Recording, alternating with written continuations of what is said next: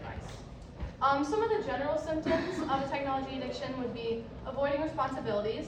When someone is chronically addicted to their device, it can consume their entire life and avert their focus on basic responsibilities, like maybe cleaning around the house or something with homework. It can also lead to someone losing track of screen time, because when someone is constantly in front of a screen, they begin to lose track of how much or how long they've been there and start being exposed to an unhealthy amount of screen time. They can also have emotional responses when they are not in front of a screen. They can start to become irritable, restless, and depressed when not constantly at reach of a technology device near them. And also it can lead to neglected relationships. When someone is chronically online, they can start to ignore the people that are in real life around them, which can lead to damage in their personal relationships.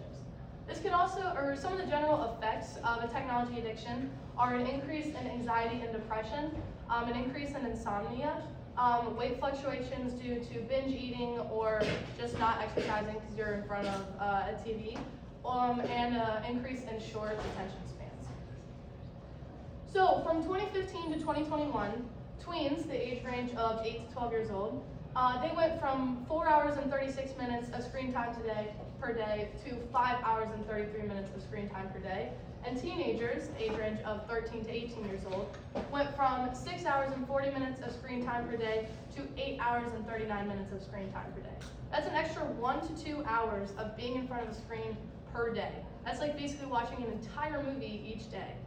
A study was done in 2010 on how Apple products affect Western societies, and it was discovered that when a child is 10 years old, they've had access to at least 5 different devices in their lifetime, and by the time a child is 7 years old, they've spent 1 full year of 24-hour days in front of a screen.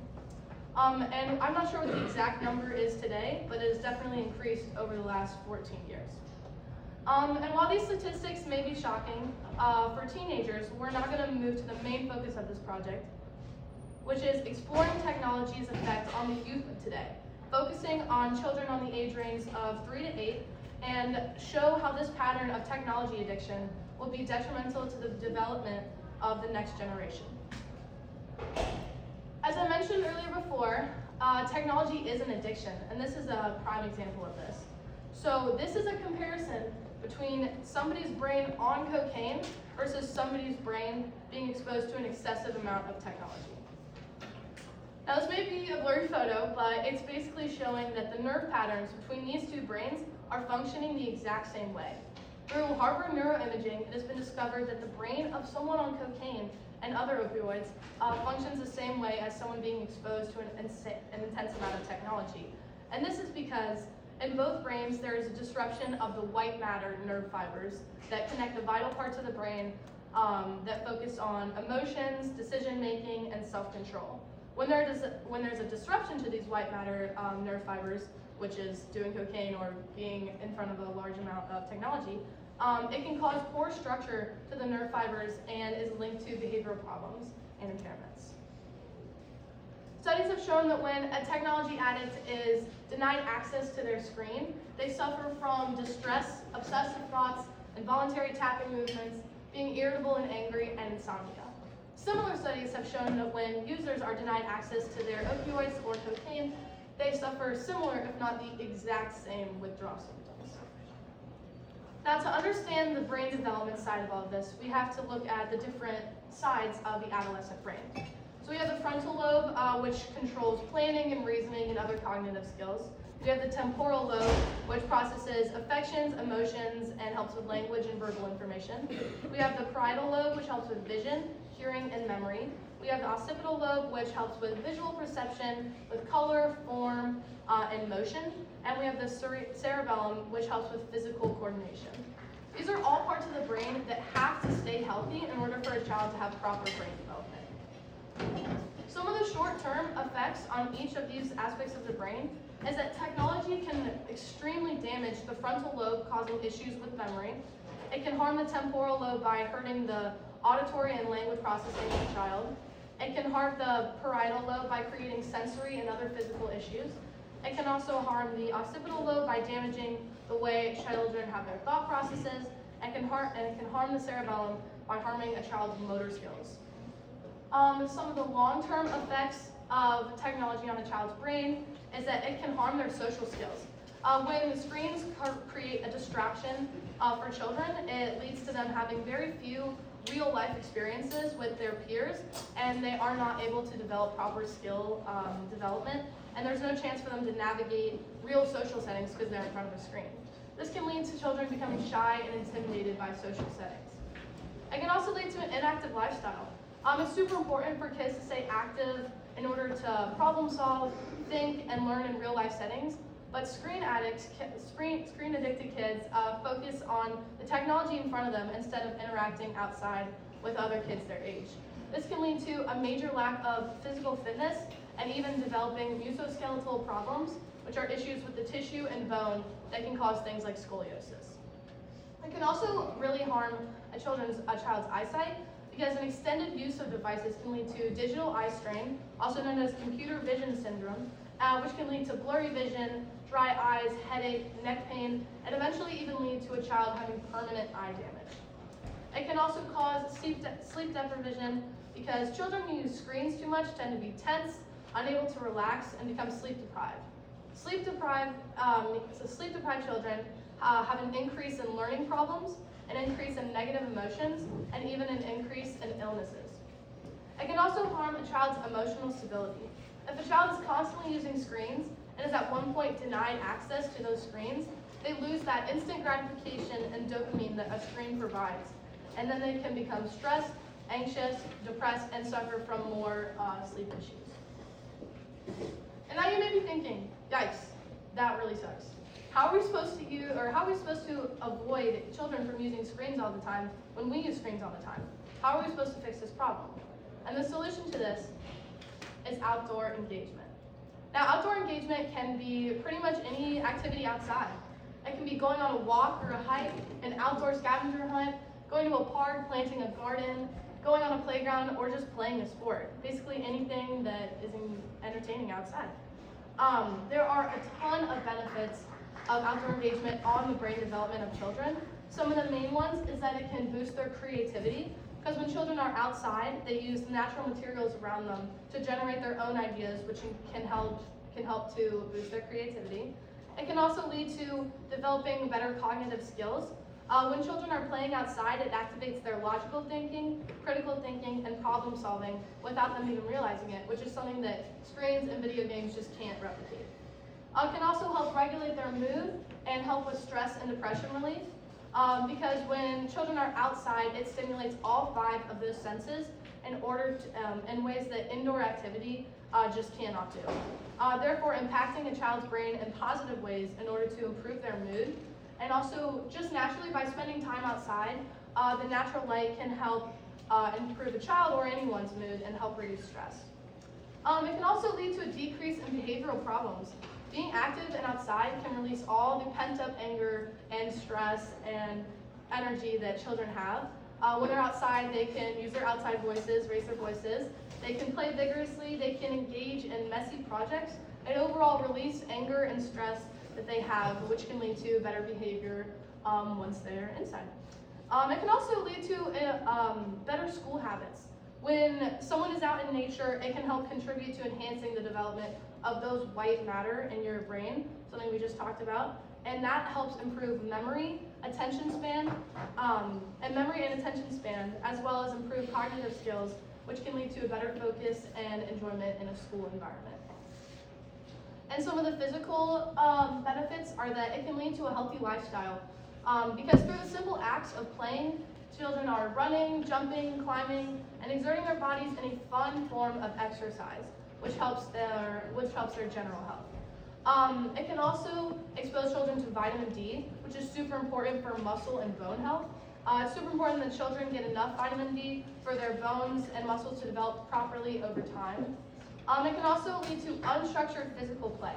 Unstructured physical play is a type of play that has no rules, is not organized by adults, and this is a type of play that helps children build resilience, use their creative muscles, engage with their peers, and develop risk management skills in a natural way. And the most important benefit of all of these is that it reduces screen time. Now, it's not like children can go off and make these changes on their own. So this is ways that parents can help regulate screen time. So they can regulate screen exposure by creating rules around the house like no screen time for children at the age of, under the age of 2, only 1 hour of screen time from children ages of 2 to 12, and only 2 hours of screen time for teenagers and adults. They can also create phone-free zones in the house to avoid distraction in places where they would want full engagement, such as the dinner table or the living room. They can also support outdoor engagement because when parents encourage their kids to go on walks, play outside, go on a scavenger hunt, it's not just helping the child's health, but if they do those activities together, it can help bring families closer together because that means that they are all not inside in different rooms on their phones. And parents can also be accountable and engaged because when parents are accountable, they can set expectations and create goals about regulating the screen time. They can also limit screen time on individual devices through specific settings. And by staying engaged with their kids, parents are going to be able to understand the emotions of their children better and be able to help them if they're suffering with something like a technology addiction. So we had just talked about the many negative effects of being addicted to technology, how an increase in screen time is detrimental to proper brain development, and that the solution to this issue is for children to engage in outdoor activities more often with the help of parents' screen time regulation. Overall, every study that I've researched has shown that when there is an increase in outdoor engagement, it results in healthy development and a decrease in the necessity for technology. Therefore, helping the children of today head towards enjoying more green time and less screen time. Thank you.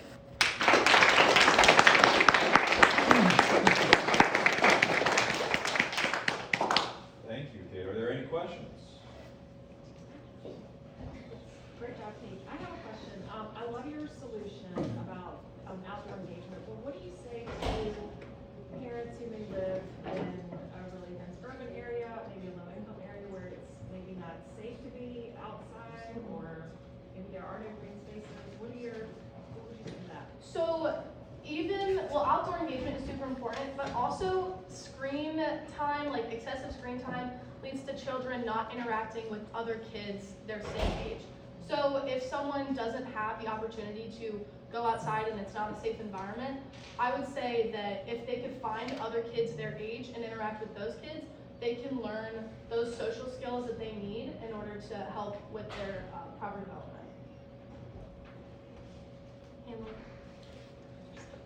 So, different schools that have adopted different cell phone policies. Some schools have really removed them completely. Some have, I've heard, even fined students who've been on the cell phone at school. Even as you presented, the irony is a lot of people were on their phones, even I was at one point, I must confess. So let me ask you this, Kate, you're graduating in 8 days. If you were able to make the cell phone policy for Trinity going forward, what do you think the perfect policy is?